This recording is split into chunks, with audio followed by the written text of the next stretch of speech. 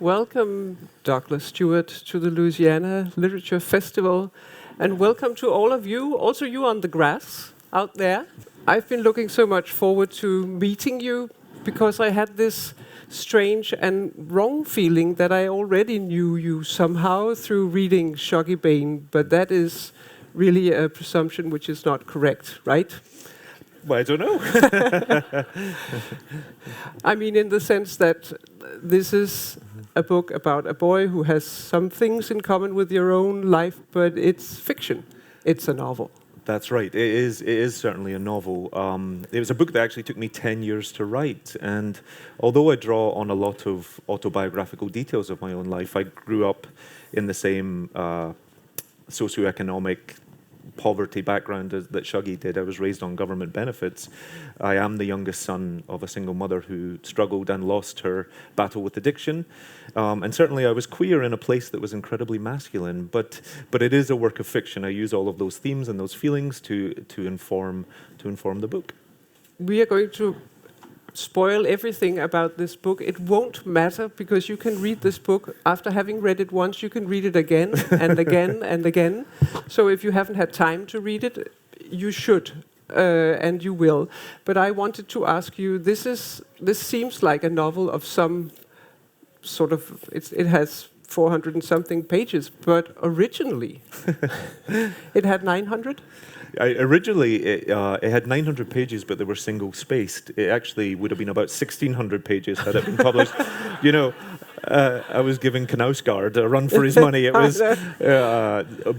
when I first started to sit down and write the book, I didn't know what I was writing. I didn't have any thoughts about what I was trying to achieve. It was just really all about feeling and expression.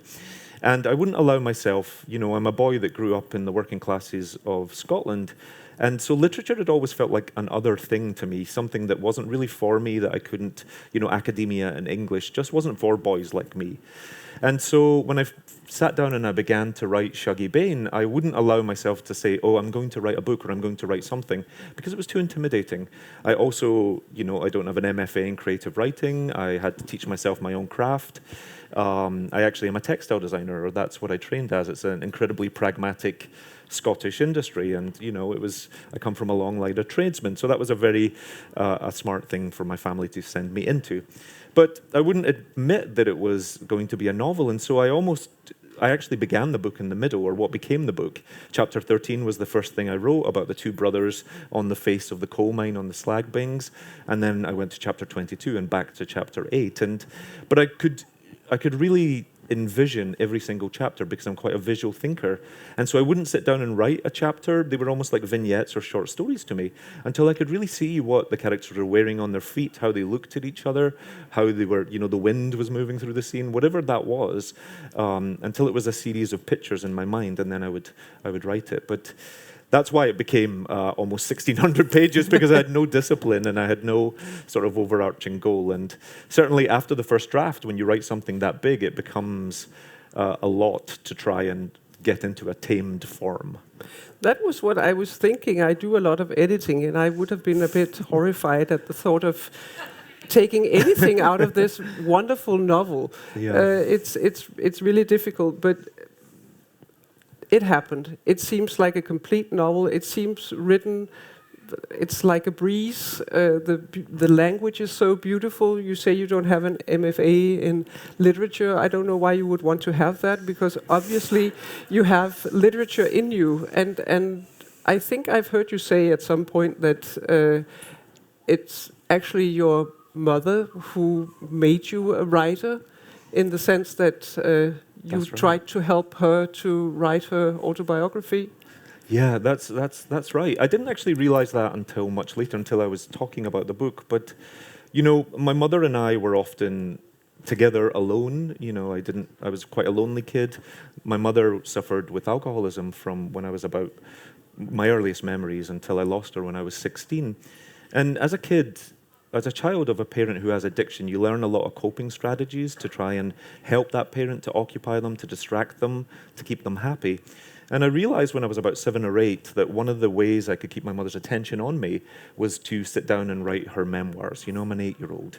I'm not really writing her memoirs, but it gave her someone to tell her stories to, or her life. She felt, as a working class woman, she felt very overlooked, not only by the broader world, but even in the community we were in. You know, she didn't feel like anyone really heard her or saw her struggle.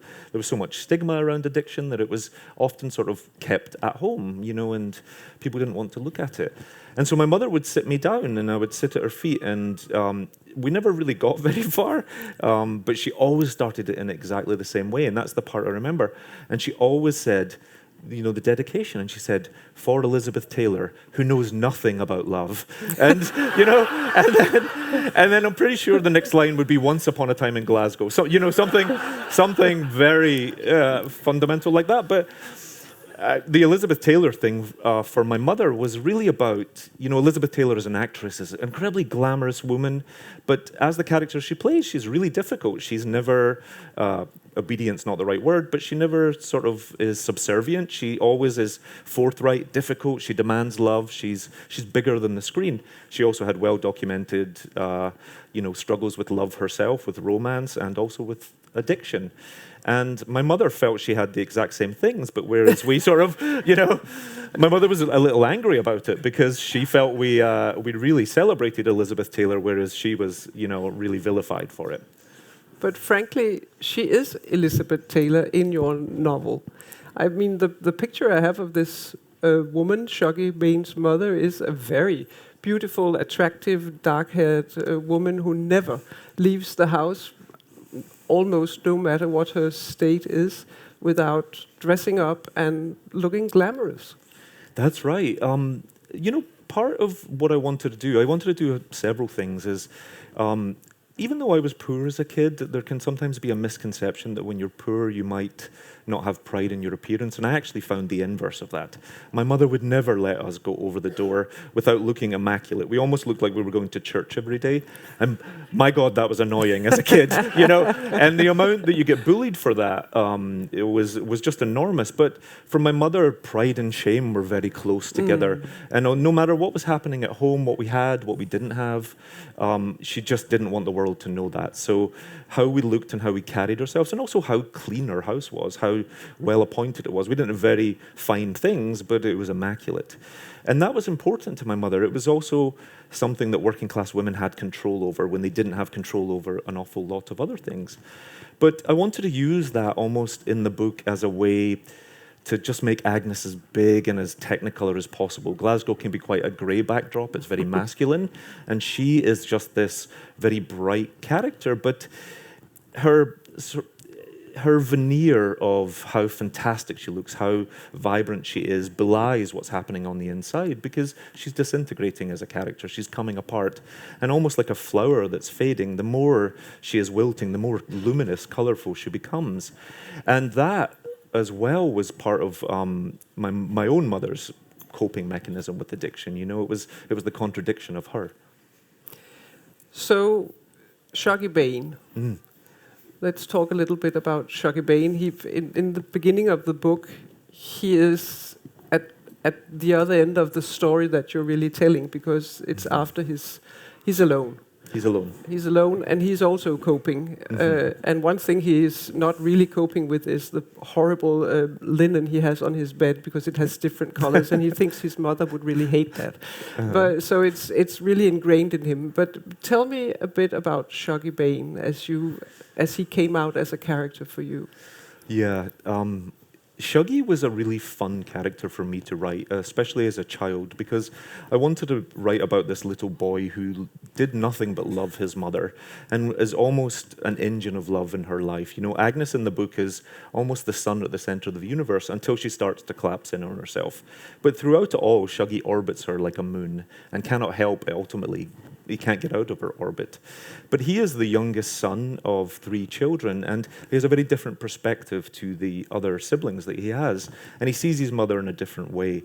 And that has a lot to do with the miracle of children sometimes, is they can deal with incredibly difficult things if it's all they know. You know, they don't have power of judgment, they don't know that there's something else that can be happening. They just manage and push on through with what they have. But Shuggie, much like his mother, because she's very important to him, he's quite a precocious little boy, he's fussy.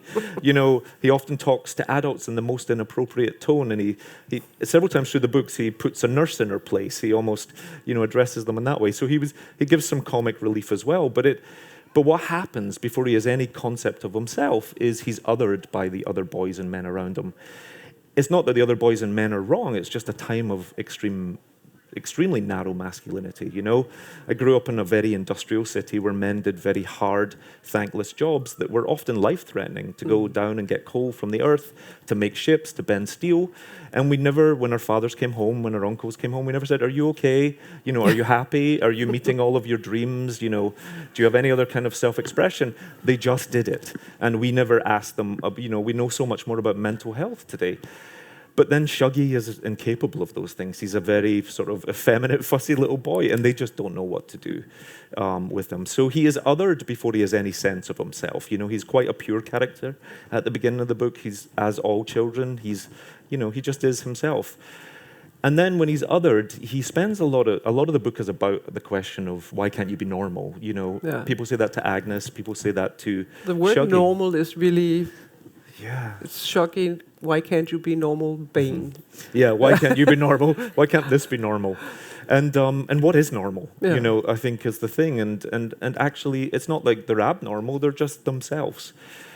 That's also a little bit about the cliche of working class communities. We often think there's an awful lot of solidarity there, and there certainly is. But sometimes if you can't fit in amongst that, the solidarity is used to exclude you. You know, poverty can bring problems with mobility, and so you really have to fit in within the community. But anyway, Shuggie spends a lot of the book trying to correct his own behavior. If he thinks if he can walk like a man, like how the other boys do, if he can kick a ball, he has no interest in it. And one of the things he spends a lot of the book doing is reading historical football scores, almost in a little scorebook, like they're a novena or a rosary. And if he can just take them in, somehow it will bring a change in him. And that was a lot of my own personal experience with homophobia, because it's a strange thing to say that homophobia has power, but one of its strengths is it sometimes forces children to believe that you can change who you are. And if you change who you are, then people will like you more or accept you, or you'll fit in, it will be less painful. And Shuggie really falls for that. But at the same time, there is something about the character of Shuggie Bain which is so resilient to all this. He does it, but I mean, that's just my reading, but it's as if, I mean, he's trying to walk like a real man, like a, you know, so there's room for his cock, as it says, with his legs apart and his boots. You know. But it's like a theater. It doesn't feel as if he's really trying hard enough. Yeah. He spends a lot of time doing it. I mean, and he walks in circles and circles. He does it so much he tramples grass fields flat. Yeah. Within the book, you know, he's determined. And it actually is one of the things that I wanted to write in the book is it's his older brother who tries to teach him to do that. Now, his brother, no one loves Shuggie more than his older brother. They have a very deep, profound love. But part of the journey of gay pride and the gay liberation movement, whatever you want to call it, is not only to help gay people feel visible and loved, but it was also to help people at that time understand that there can be a happy future for gay people, to educate everybody, really. And this is a time where homophobia didn't have any counterbalance. It isn't that the people being homophobic against Shuggie are always bad, it's just how society was. Yeah. You know, and that's true not just for Glasgow, that's all around the world in the late 70s, the early 80s. I don't know about Denmark, but, you know, I'm sure it was in Naples and in Detroit. I'm sure it's in all these places. But yeah, so Shuggie keeps doing that, and he's struggling with that while his mother's struggling with other things, and it's almost they both have their own separate lives going on that they almost don't tell each other about too, but yet they're together in their loneliness. I'm so happy to hear you talk, and I have to say that you have also written 2 short stories, which you can find on the New Yorker, and you read them yourself. But if you haven't done that, or if you don't do that, you should hear Douglas Stuart read from his book. And would you read a little extract so that we can hear how you... Because there is also an audio book, but it's not read by you. It's very good, but it's not by you. So if you will tell us where we are in the book and read Absolutely. We are about halfway through the book, and Agnes, who is a really, is a very proud mother, after she's been abandoned by her husband, she does descend into addiction. But about the halfway point through the book, she falls in love with a new man, and he seems to be everything she wants, and he's a very upstanding man. And he's about to take her out for her first date in a very long time, and she's excited. But she turns to Shuggie and asks Shuggie to teach her how to dance. She's a bit worried that she's so out of time, she won't know how the kids are dancing in the club. Shuggie is 8 years old. What he would know about it, I don't know. But anyway, they have this beautiful moment, and he teaches her how to dance to Thriller by Michael Jackson, which is also probably not, he misunderstands the assignment, let's say that. But they're in the front room, and Shuggie is dancing, and his mother is egging him on. They're having a moment. The song changed, and Shuggie kept dancing. It was a self-conscious shimmy now. His hands burst open like fireworks, and his head flicked as though he had long, sexy hair. He dipped and popped, using his hips too much for a boy, and he emoted along with the song like it was a grand opera, not a 3-bar Pop Factory hit written for 13-year-old girls. Brilliant. What a smooth mover, she said. I'm going to do all this up the dancing next week. Eugene'll just die. Just you wait. He was enjoying her attention. Something inside him flowered, and he started popping his body like he'd seen the black boys on telly do. The self-consciousness left him, and he spun, and he shimmied, and he shook in all the telly ways. He was mid-cat sleep when he let out a sharp scream. It was high-pitched and womanly, and it was the same shriek he let loose when Leek leapt out of the dark at him. Shuggie stood with his fingers outstretched, frozen in time. He hadn't seen them at first, and he would never know how long they had been there, but across the street, in the window of their front room, stood the McAvenis. They pressed against the large glass window, and they were gutting themselves with laughter. The window throbbed as they beat their hands against it with glee, and Dirty Mouse did a little sexy girlish pirouette, and Shuggie realized that that was him. He looked at his mother. When had she noticed? She only looked up at him and took a draw on her fag. Without looking out the window, she spoke through clenched teeth. If I were you, I would keep dancing. I can't. The tears were coming. You know they only win if you let them. I can't. His arms and his fingers were still outstretched and frozen like a dead tree. Don't give them the satisfaction. Mammy, help, I can't. Yes, you can. She was still smiling. Just hold your head up high and gie it laldi. She was no use at maths homework, and some days you could starve rather than get a hot meal from her, but Shuggie looked at her now and understood this was where she excelled. Every day, with the makeup on and her hair done, she climbed out of her grave and held her head high. When she had disgraced herself with drink, she got up the next day, put on her best coat, and faced the world.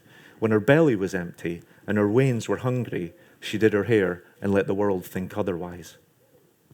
It was hard at first to start moving again, to feel the music, to go to that other place in your head where you kept your confidence. It didn't go together, the shuffling feet and the jangly limbs, but like a slow train it caught speed, and soon he was flying again. He tried to tone down the big showy moves, the shaking hips and the big sweeping arms, but it was in him, and as it poured out, he found he was helpless to stop it. Yeah. Thank you.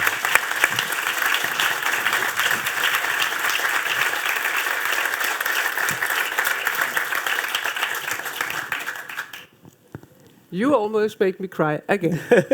So, this is a novel where you can cry and you can laugh, but there is something very light in it because this is a family falling apart, but this is also resilience. It's very interesting. You must have made a very I wouldn't say stern, but I mean a decision about how to tell a story which is heart-wrenching without tearing us apart. Yeah, I mean, I think when you love a parent who has addiction, first and foremost, you love them. And so no matter what you go through, that doesn't alter the love that you have for them. And the parent, it doesn't alter the love that the parent has for the child. But I also knew that to be humanity. I knew it to be the Glaswegian Spirit. You know, one of the things about the city that I think is really interesting is often very opposing things come together. There can be incredible tenderness with violence. There can be sadness and then this huge humor in the middle of it. You know, there's a bit of rivalry between Glasgow and Edinburgh, the two large cities in Scotland. And the saying is you would rather go to a Glaswegian funeral than an Edinburgh wedding, because you're just going to have more fun with Glaswegians during a hard time than with rich people in Edinburgh. And in a way, it's kind of true, you know. And you know, I've always found part of the remarkable thing about the Glaswegian Spirit is in the hardest of times, people really do try to use humor to lift themselves up, to get through. Sometimes all you can do is laugh. And you don't have any other means to like make things different. And so I just wanted to celebrate that. I also wanted the reader to feel a little bit tense because, you know, Shuggie doesn't have any control as a kid. He doesn't have agency over what's about to come his way. So whether that is violence or tenderness or humor or sadness. And so the reader should also feel a little bit off keel or that little bit of tension on the page. I'll tell you something which may seem strange, but this is a scene before Agnes goes out with Eugene, who is, as you said, a rather handsome and wonderful fellow until he does the impossible thing. But it's actually when it starts going well that you really get scared while reading, because you kind of glide into this disaster, but having the love of it and the fun of it to keep you alive. And then when she gets sober, which she does at a certain point, and meets this man, it gets to be a harder read somehow. Mm-hmm. Yes, yeah, I can understand that. And one of the things about Agnes is I wanted her to be almost centered or stuck on the stage like it was a Greek tragedy, but the men in her life have so much mobility. I mean, they're taxi drivers and they're just sort of zipping around the city, and Eugene comes into her life and he is an archetype of a hero, and he believes it himself and she almost believes it herself. In fact, they go to a country and western club and she dresses up in all of her fringe and frills and he dresses up as a sheriff. Yeah. He really truly believes in himself that much. But you know, it's a glorious time in their life, or in Agnes's life. She is her most radiant, she's her happiest. She finds work, she really repairs herself and her family, and her children, her two sons who love her, just feel great. But a lot of what I was thinking about is, first of all, you know, how often men have an oversized role and how they can affect the fate of a woman. And I found that in my own life. It's as true in Tessa the D'Urbervilles in the 1890s. It's a thing in literature. But, you know, my mother is a single mother even, you know, was shunned often because we didn't have a dad at home. There wasn't a man in the house. And so there was a need, a societal need for us to be a complete unit. And Eugene arrives like that, almost as maybe it's a thing for working class communities, maybe it was the 80s, but Eugene arrives almost as the missing puzzle piece. And he believes himself as the hero. He sees Agnes as this really glorious woman, and of course you're normal, you can't possibly have a drink problem because look at you, you're amazing. And also perhaps, I mean, if she hadn't had this drinking problem, she wouldn't have looked his way, because she is glamorous compared to the men who surround her. Yeah, she is. She's definitely out of their league. And you know, but he thinks that now that he's around, everything will be fine. You know, it's sometimes the heroes fall. You know, they think they can fix anything, and she falls for it.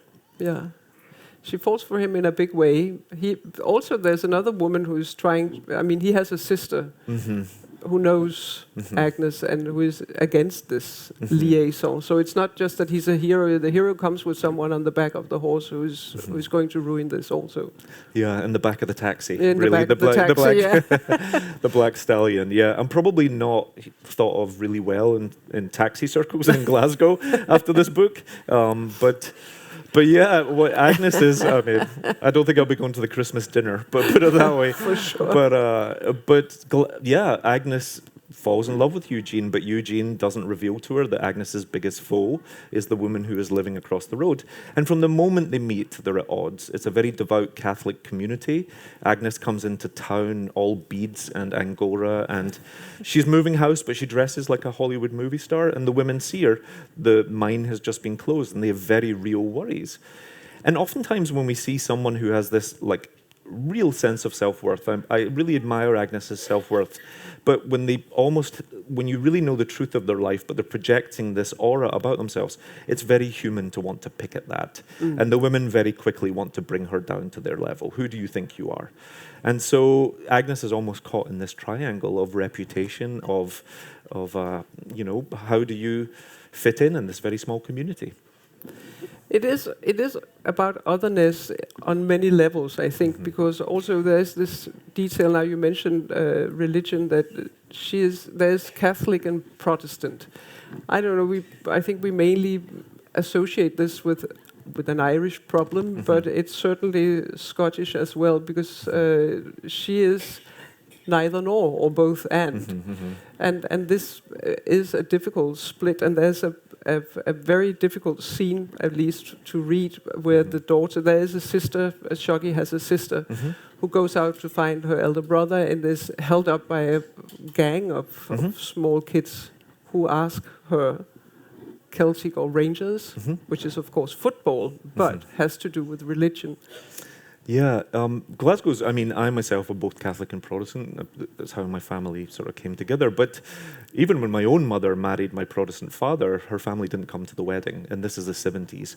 You know, Glasgow has a very proud history of Irish immigration, but it often brought some troubles with it because it was a very Protestant city, and here are the Catholics coming. The Catholics were often ghettoized, or they stayed in certain parts of the city. And, you know, it's not the same violence as Northern Ireland experienced because it wasn't about identity. But it's a strange thing to say, but it often went down to a recreational level about which football team did you support? How do young men identify? How do they form into gangs? And it's a thing that really exists within the working class. But much like homophobia, it has lots of different frequencies. At the time, at home, you know, my father would say terrible things to my mother, but they would think it was banter, you know. And now it's religious hate talk in 2020. There's no doubt about it. And then sometimes it could be violence out on the streets between young men. But religion's really important in this story because it's another way that people who have exactly the same things, socioeconomically, they're living in the same houses, on the same streets, find ways to divide themselves. And I just thought that was profoundly sad. There's also a priest at the school where Shuggie tries to fit in and doesn't fit in either. There's something problematic about the priest. I don't feel there's at least not much good said about religion in this book. Yeah, maybe I overstepped the line. I revealed my own hand. But I found religion as a tool to divide us when we were younger, and we were often indoctrinated into it and taught we had to think poorly of Catholics or poorly of Protestants, and there was absolutely no reason for it. How do you do that if you're both Protestant and Catholic? Well, I always felt like the kid that fell between two single mattresses because no one really wanted to claim me. And, you know, I lived in a Catholic house, and yet I went to a Protestant school. And so actually at 14, 15, I would roam around with a Protestant gang and we'd throw bottles at Catholic boys. And then I would go home to my Catholic mother. And so it was senseless, I think, is the large part of it. But part of it was just that, like many things, when you're a young man, it's about fitting in. You just need to fit in. It can be a matter of, you know, of personal safety. This otherness is also actually about the country, Scotland, which is, of course, United Kingdom, but which has an otherness compared to the rest of the UK.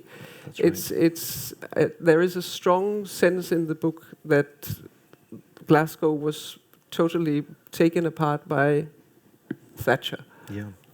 That's right. I mean, for anyone that doesn't know Glasgow, Glasgow is the largest city in Scotland, but it was also one of the most, it had an enormous economic boom, which hence all the Irish immigration. It was known as the second city in the empire. You know, empire's a terrible word today, but we shouldn't be proud of it. But it really was, and it really boomed and flourished, and it was done on the backs of the working class. We had really big booming industries. But by the mid to the end of the 20th century, those industries are starting to falter, where the Western world's deindustrializing. And Margaret Thatcher, when she comes into power, decides she's just not going to prop up any British industry. It will either, fold or fail on its own merits, its own values, and so unemployment in the United Kingdom went to about 14% when I was a child, but in Glasgow it went to 26%, and it stayed there for most of my youth. But the otherness comes from the idea of there was a profound sense that the government was not going to come to your aid. We weren't of any political currency to the Conservative government because Glasgow was never going to vote for them. So there was no desire to come and help us, to bring jobs there, to get our votes. And just as a young man, we started my life as a very proud working class family, and then I was plunged into the underclass. My mother couldn't get work. A lot of the young men around me couldn't get work. There was migration to other parts of the Commonwealth to find, manufacturing jobs. And so I think we just felt not valued. And when people don't feel valued, we know that really murky things can sweep into the society.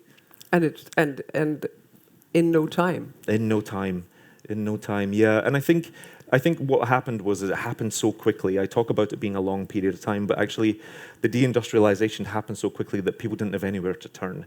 There wasn't a phase out, there wasn't a plan to retrain men or to bring other industry. It just happened. So if you were laid off at the shipyards, you couldn't go to the coal mines because those closed too. You couldn't go to Ravenscraig Steel. Linwood Automobiles had closed. And so men who for hundreds of years had been of the manufacturing class couldn't go work. You've said somewhere that the men in Glasgow don't say much. Mm-hmm. Why? It's hard. I think because we'd never invited them to. I think it was a really complex thing. Like I said, the men did really difficult work, and we'd never asked them to express their tenderer feelings. That's a very new thing, I think, for a lot of men. And for me, Shuggie Bain stands in quite a long line of literary tradition. There's a lot of books in the British tradition that look at the working class, but they oftentimes focus on heterosexual men at the time. Mm. And because of my own upbringing, my world as a young queer boy, but also being a mother's boy, right? I was a real mammy's boy. I had no idea. You can tell. But it just meant my entire world was women. And as a young boy, I was aware that was a wee bit weird, but as a writer, I'm like, oh my God, that was amazing. That was really amazing because I got to see things, I got to see worlds that young boys normally don't get to see. My mother couldn't afford a babysitter, so no matter what she did, I trailed behind her. And women were not only the strength of this city for me, because they were dealing not only with a changing world, they were also dealing with their families and the men. But they were also the ones that had the ability to process what was happening emotionally, and also had the expressions. They were the ones you wanted to listen to. And so when I wrote Shuggie Bain, I actually, in a way, wanted to exclude men, and I wanted only to focus on women. Agnes starts in a place of real sorority. She has lots of really good friends. Yeah. And then it's about her journey with other women for most of the book. But she's already from the start not entirely happy with her female friends because they've given up somehow, she thinks. Mm-hmm. How is it that you express it, that there's no makeup? That you have a wonderful sentence about that, and she just sees them and she wants to go dancing. She wants to have fun. She wants to have her life back. Yeah, they're playing cards. One of the opening scenes when we first meet Agnes is they're playing cards on a Friday night. They're just gathered together. And Agnes has had these friends since she was 14, and she remembers when they were young women, all the fun they had, all the singing and dancing and going to pubs underage and getting in. And she sort of turns around and looks at her friends, and her friends don't want to go dancing. They don't even want to dance to the record she plays. And she's looking out at the city, and she almost falls out the window because she just wants to be in the lights. She wants to be out there. She wants to be flying. I think part of writing the book is I had to try and find a place of empathy for my own mother, who I felt that with, that sort of feeling that she'd trapped, and the feeling that, this is what life is. This is what I get when I'm 45. She lives with her parents, which... She also lives with her parents, yes.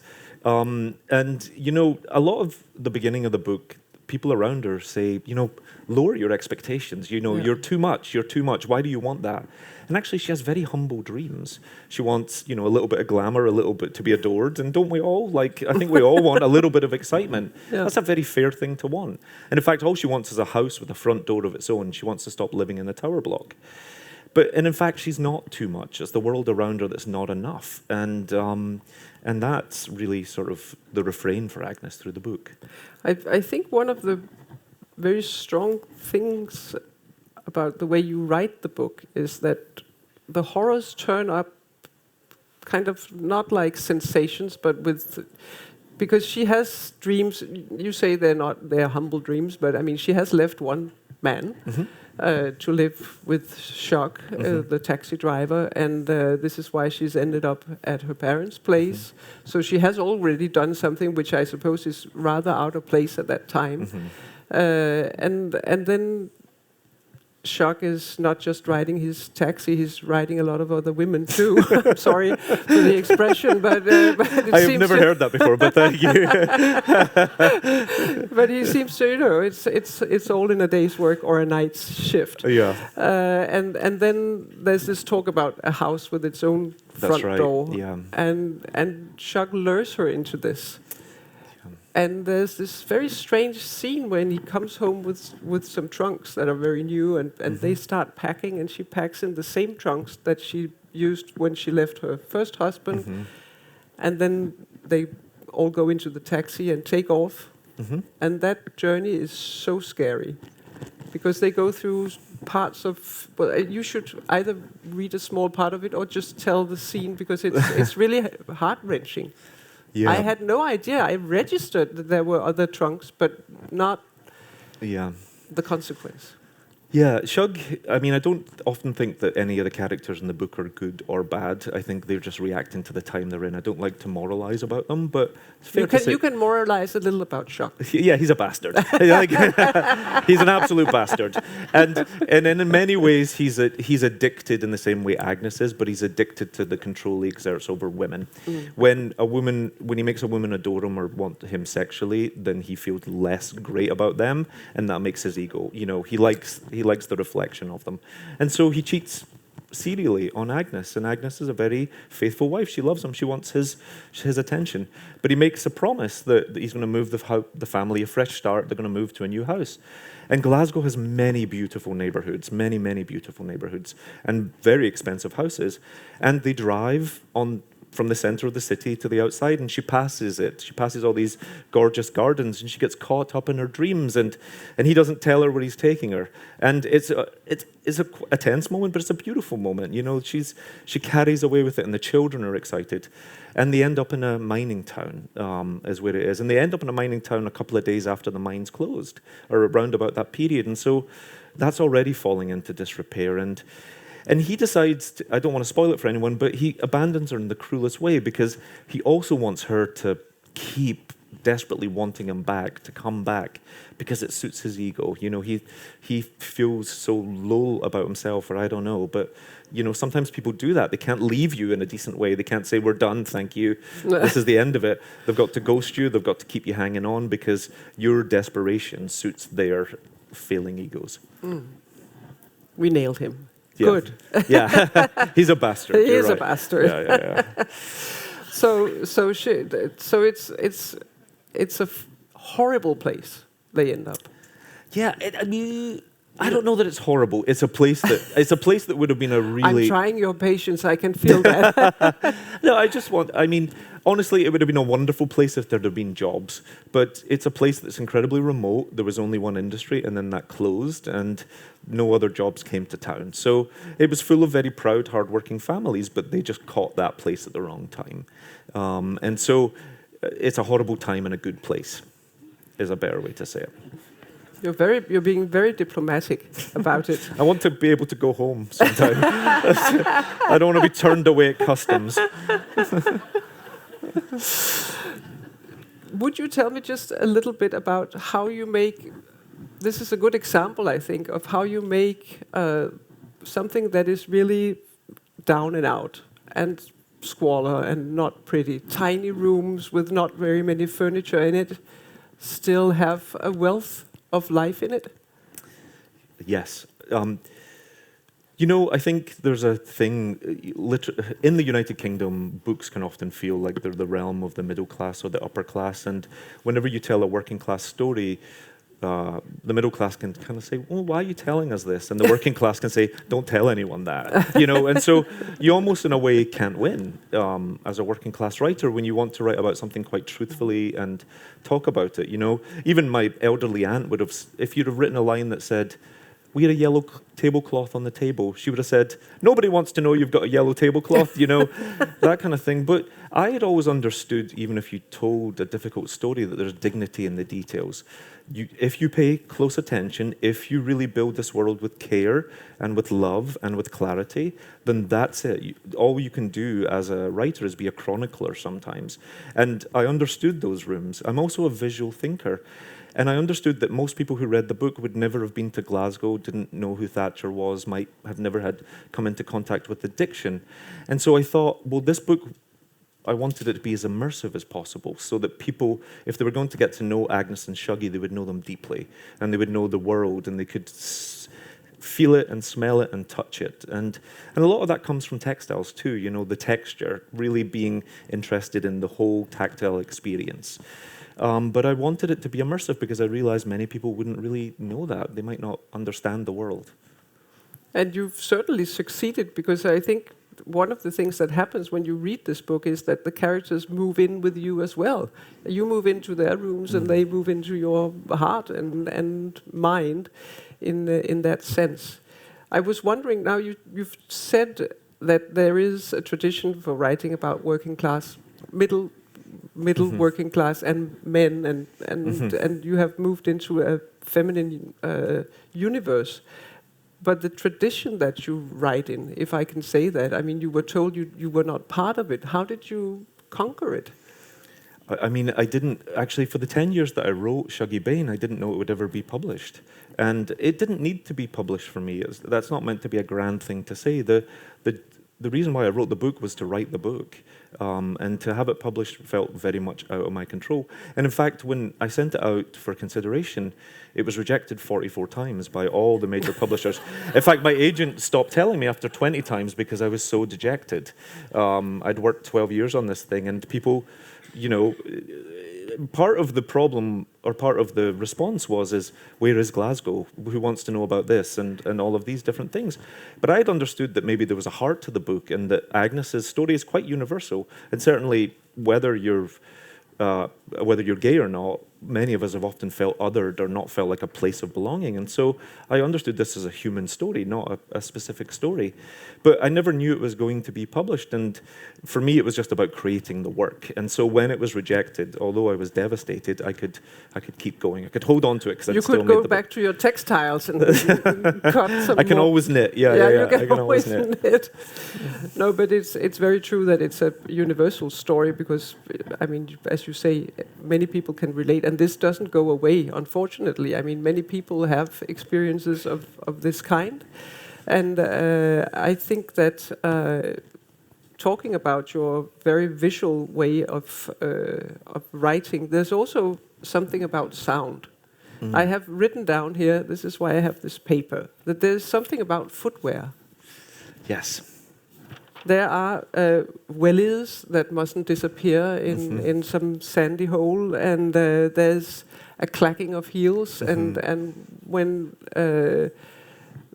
Agnes' father is very ill and dying, she goes to the hospital, and one of her heels is without the rubber thing, so it makes it makes a sound like a screech of hard times. And then there's of course Shuggie walking around trying to walk like a normal, as if the clacking could make him more normal. What is this thing about the shoes? Actually, thank you for asking that. I've never been asked that before, and so now I'm like, just stall them a minute while I think of an answer. Actually, the scene, especially when Agnes goes to a hospital, is one of my favorites, and that little part about the shoes, because before they go to the hospital, they spend a lot of time colouring in Agnes's shoes. She has black painted shoes. They take a bingo marker and they cover in all the scuffs. She wouldn't leave the house without her fur coat or her good coat and her hair done. But she betrays herself because as she goes through the hospital, the plastic thing has worn off on her left, and so you can hear the nail or the metal prong scrape on the floor, and that's again about pride and shame, and and how the truth will come out anyway. But shoes for me and clothing, I think, broader for me is such an interesting thing because it was always used to conceal things growing up, or to reveal things, or to try and project things about ourselves that maybe we truly weren't. And so clothing for me and for the characters is really important to how they feel about themselves. And I only set out to write an incredibly intimate story. It's a love story to me, but people see the book as a very political book. I didn't have any desire to do that. But you can't set a book in 1980s Glasgow and not have it be political. But all the politics in the book for me happen on the body. They're really on this mother's body, on this little boy's body. And I think that's often the way when you don't have much. And the politics are just about how you care for each other too. The body it's not always violence against the body. It's about being tender. And clothes are an extension of that. Shuggie helps his mother take off her tights when she can't do it. A special kind of tights. A special, yep. They're always black, semi-sheer, semi-matte, pretty polys. She has a very special thing, and she would never be seen bare-legged, that kind of thing. All these details matter to the characters because they reveal or conceal something. You have an education in textiles. Mm. It was not your first wish, was it? Mm-mm. It wasn't. I feel terrible saying that because I've had a wonderful career in textiles and I love them deeply, but I wanted to be a writer as a little boy, I didn't have any books at home. I grew up in a house without books, but it wasn't especially unusual. That's not a sad thing, I don't think, because the kids around me didn't have books either. It didn't make us any less empathetic or curious or creative. It's just sometimes you don't have books. But also my schooling and my youth was so disrupted between the bullying and between my mother's addiction that I couldn't concentrate at school. And so it was only really after my mother's death that the teachers could really sit me down for a protracted period of time and put books in front of me. But by the time I discovered books at 17, it's too late for me to study English. And also, that seemed like a very haughty thing for a working class boy to aspire to. And so I went into textiles instead, and I'm so grateful for it because it's taught me to be creative in many other ways. But really, writing Shuggie Bain is about, a dream that I'd furloughed or that I had to fulfill since I was a young boy. But maybe you couldn't have written, you've had the clothes, but you haven't had the literature, so maybe the textiles are your material as a writer. Yeah, it certainly, textiles give you a love of craft, and writing is about craft. And if you can focus on the smallest detail and then repeat it in a way, it builds into a larger tapestry, a larger book. And so it gave me a certain amount of discipline. And also it made me pay attention to things, as you spoke about earlier, that are contrasting or juxtaposed, or where there's tension or where something, doesn't balance. And those are really helpful skills to have as a writer. When you sit down to write a novel and you don't think it's a novel, it's just something you write for yourself, when does it become a novel to you? When I gave the only person who read the book over 10 years was actually my husband. And when I gave him I'm so grateful to him, but when I gave him the manuscript, it was in 2 legal binders because it was huge. and I didn't know then it was a novel. And the poor guy, it speaks to the depth of his faith and his love, I think. He starts to be very thoughtful and try and help me edit the book. And he gets about 100 pages in, with very detailed comments. And then he just starts to go, ugh. He literally writes in the margin, stop it. Nobody cares. And in a very brutal way. And actually my editor's sitting there at the moment, please don't ever do that. But he couldn't keep up. But it was really at that point. And for a minute, actually, when I got his notes back, I couldn't look at the book because I felt violated in a little way. It was a super personal thing, and I'd asked him to do it, and then I was angry at him that he'd done it, and our marriage was, on the rocks. But it took me about 6 months to open it and to sit down and be like, okay, I can do this. And the strange thing about the book, if it was 900, 1,600 pages, and then it ended up as 500 pages, the story never changed. It never changed. So he was a good editor. Yeah, it just distilled. Yeah. I learned how to get rid of things that were not necessary to the narrative, and the book just became tighter and tighter and tighter. And actually, it was 500 pages when I sent it out for submission. and it was 400 pages, 450 pages printed. So nobody had to read that 1,600-page manuscript other than my husband. That's how you know you've married the right person. Yes. Give them, just try it yourself. Congratulations. Yeah, try it yourself. Yeah. No toxic masculinity there. No toxic masculinity. Yeah, I think he packed his bag several times though.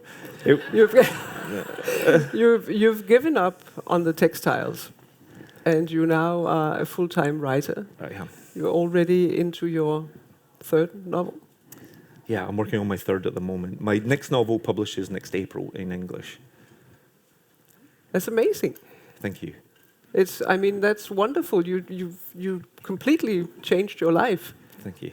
You sat in the secrecy, and I don't know when you did it, because I read that when you were working at Calvin Klein's, you worked from 8 a.m. until 9 or 10 or 12 in the evening. Yeah, 4 a.m. often. 4 a.m. often, yeah.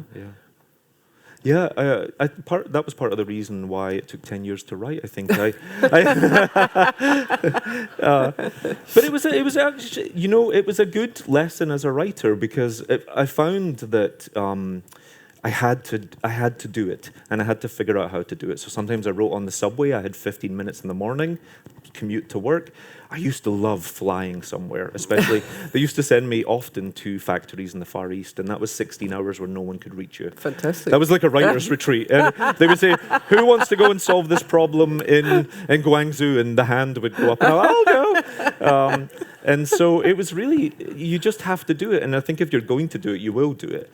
But my husband was instrumental as well. I ruined a lot of family vacations when we had 2 weeks off. Not ruined, but he would want to go see the world, and I would want to just write. And he allowed me to do that. He would sort of just feed me and then leave me alone. And so I'm really lucky. I'm really, really lucky. But the second novel I had finished before Shuggie was longlisted for the Booker. And I'm glad I did, because at least I got to write from that place of personal pleasure, I guess, without any expectations. Pleasure and hardships, because I mean, it hasn't all been pleasure. It cannot all have been pleasure to revisit some scenes, or I mean, even if it's not your story, parts of it will have resemblances. And so something must also have been a little painful. How did you get around that? Yeah, it was frequently painful, but I found overall it was actually incredibly comforting. Cathartic maybe, but I took an awful lot of comfort. I used to anticipate getting back to the desk and just hearing what Agnes and Shuggie would say, because I was trying to recreate a world that was gone. Both my own mother was dead, and because I was drawing on her for inspiration, it was a pleasure to be around Agnes, even in hard times, to memorialize not just the bad things that might happen with addiction, but the pride, the way she walked into her room, the way, all the funny little idiosyncratic things that I knew her to do. So I loved reading the book. I'm aware I'm traumatizing a lot of readers, but I feel great. So let me pass that along to you. That's you're welcome. But I actually found it really cathartic, and I found it part of the reason why it took 10 years is because I couldn't say goodbye. The book was finished much earlier than I could let it go. But there came a point in my writing career where writing it was like pulling me through my day. It was like a sail. And then it became an anchor, because I couldn't move on to something else, because I kept going back. And so I had to say goodbye. I had to almost have a funeral for the characters and pass them along. And then, of course, a pandemic happens, and you publish your book, and then you're stuck at home, and your book's running wild all over the place. And that's a really weird feeling, because I feel very protective of the characters. And to not be able to follow them out into the world was really strange. But that is the thing about novels. They live on their own when you let them go. They do. It's like children, I suppose. Yeah. I guess it is. Yeah. Kind of. How sad. But I mean, the good thing is you can write more novels. I can't have more children. It's too late. But it's so the next novel you wrote, because it's already written, and we will not talk extensively about it at all. Maybe we'll just mention it. But did some of the 400 pages you took out go into the next novel? It did not, in fact, because We I will believe never know what happened.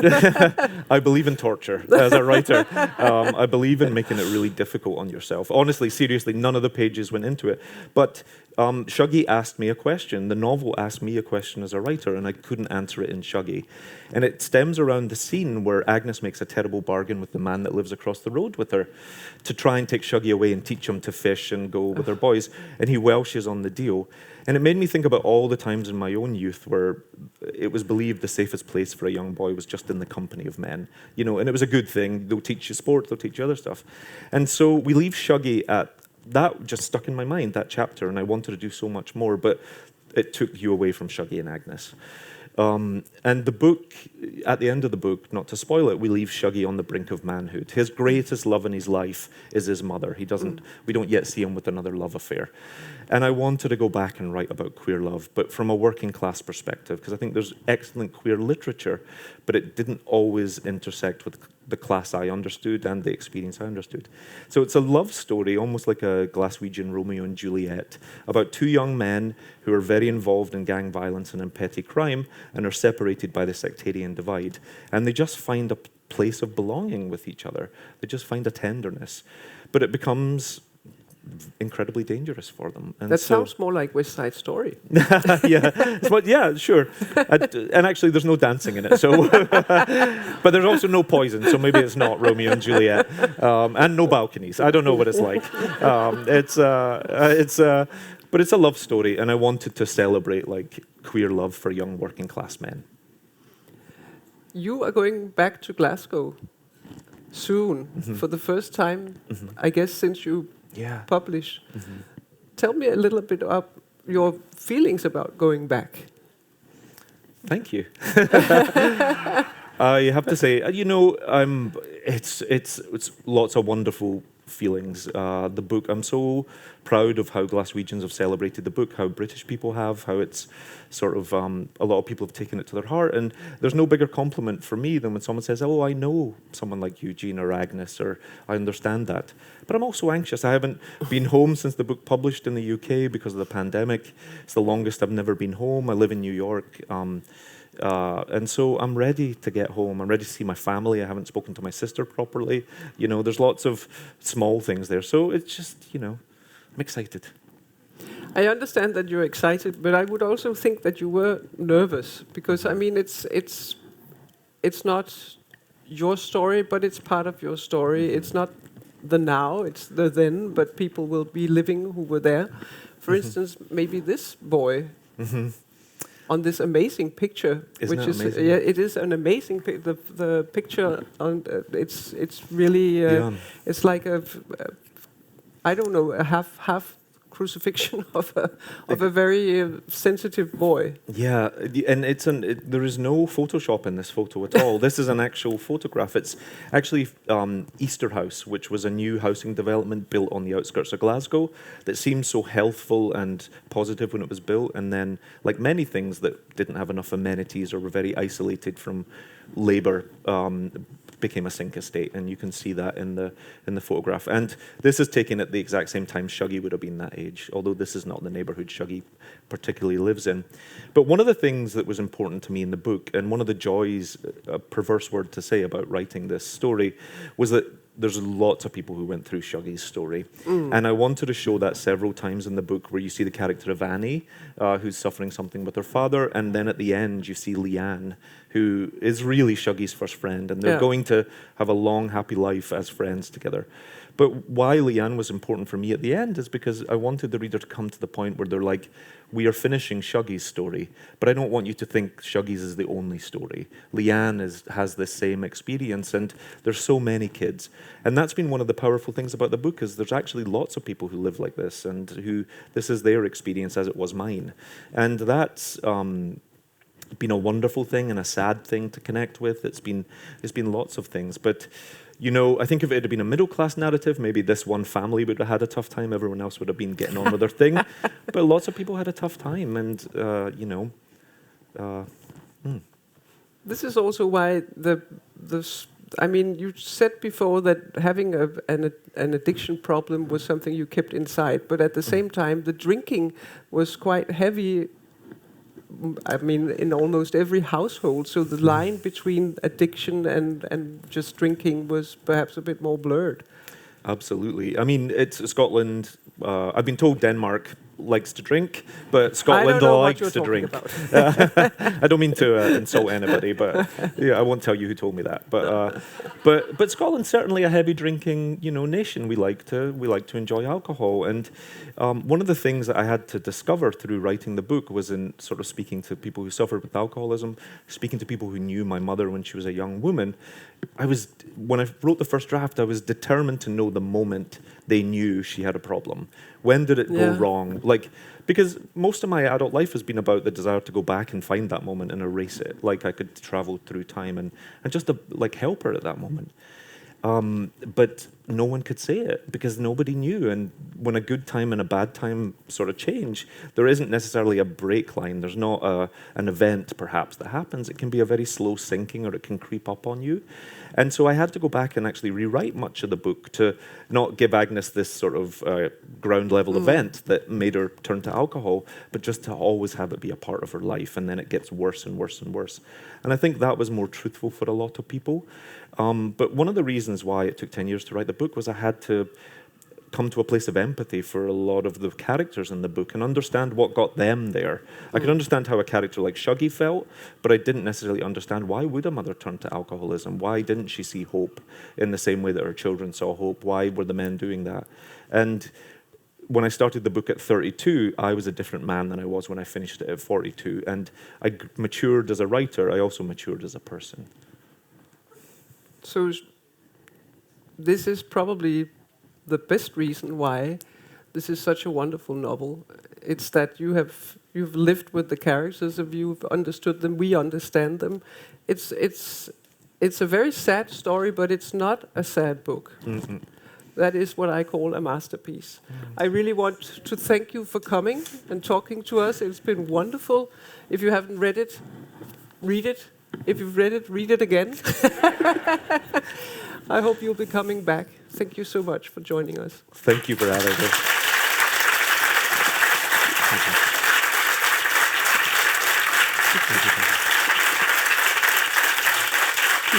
Thank you so much.